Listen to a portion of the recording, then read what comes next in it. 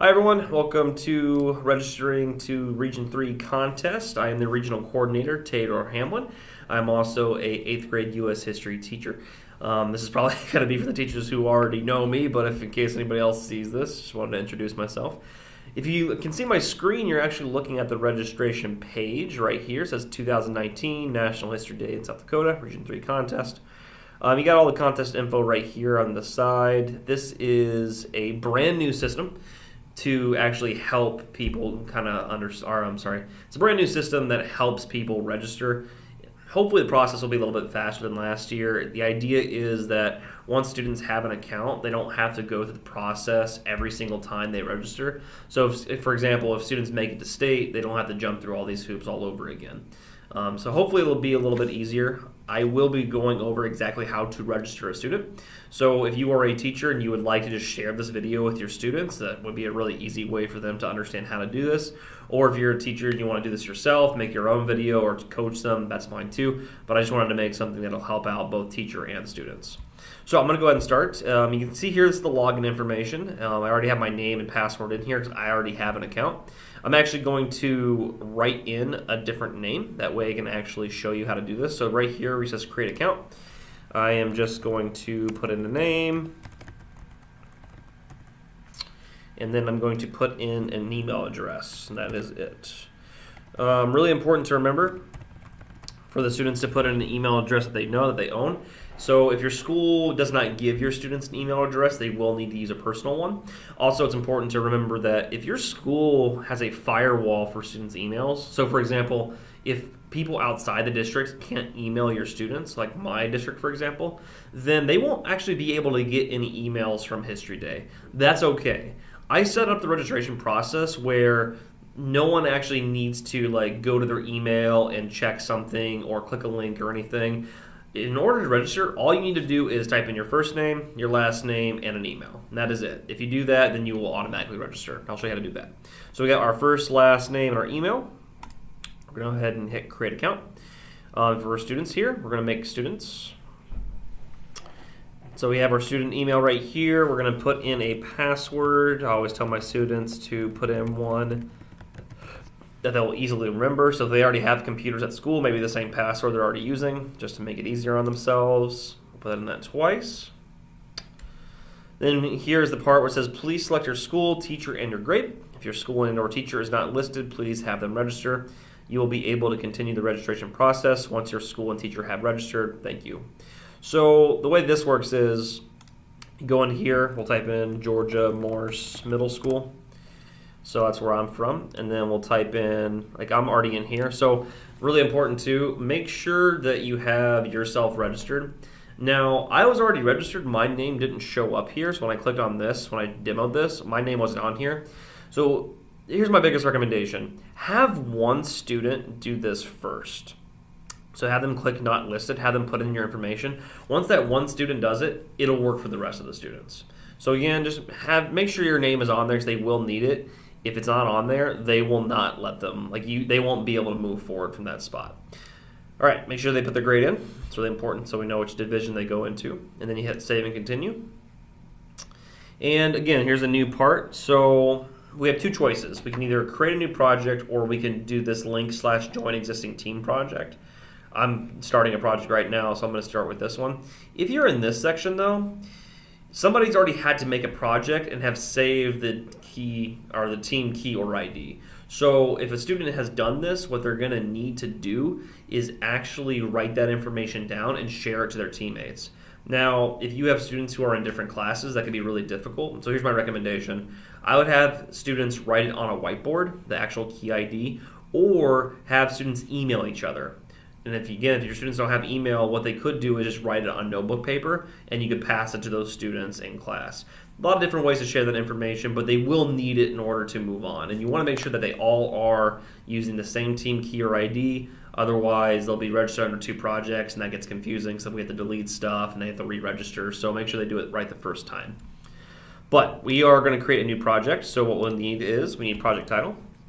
So we're going to say, I'm just going to make one up. Okay, so we got our project title right here. Will this be a team project? No. Will your display need an electrical outlet? No.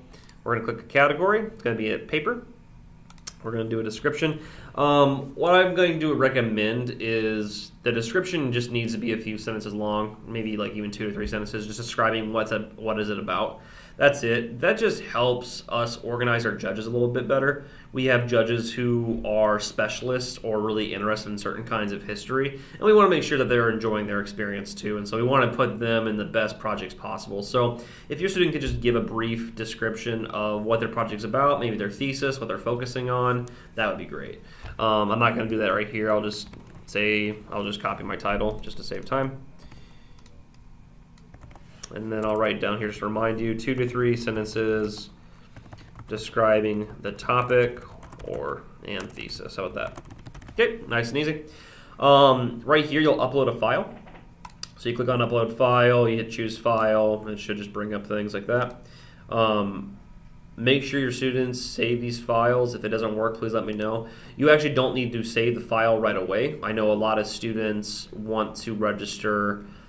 You might want your students to register first and then upload their file, so you can do that. You just have to hit save and continue, and then there you go.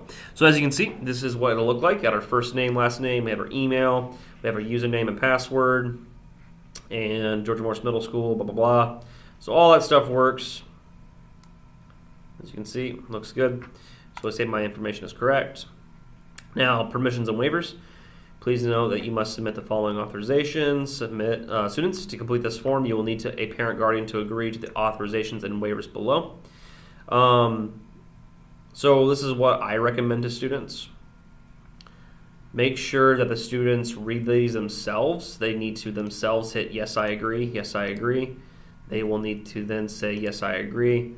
And then I have read the above statements and say yes. So make sure they actually read through them so they know what they're agreeing to. It mostly talks about like photographs and how the rights of National History Day to use the photographs in order to promote National History Day.